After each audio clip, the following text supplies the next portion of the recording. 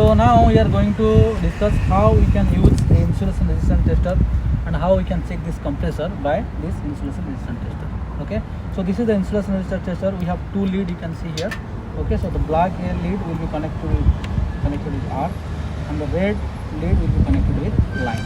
Okay, so this is our compressor terminals, common, starting and running. So however, okay, so this red will be connected with one of the terminals, okay, and the black will be connected with earth, okay, because we are going to check the insulation resistance of this compressor.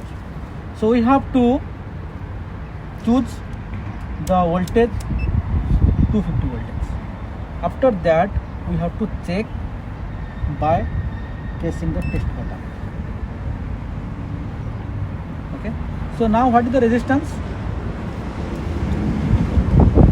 It's very, okay, 3.85 something, okay, yeah. And the voltage is 269 voltage, okay. Finally the voltage should be 3.85 from till 5.5, okay. So the voltage is 269 voltage.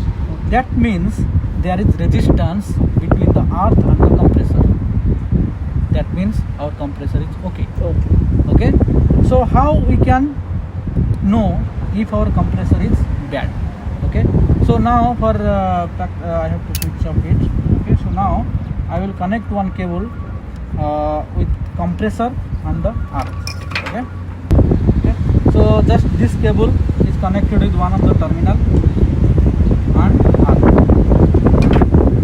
So let's switch it on. I will choose 250 voltage and press test. See, there is a sound and there is no resistance. There is no resistance and voltage 2 volt only.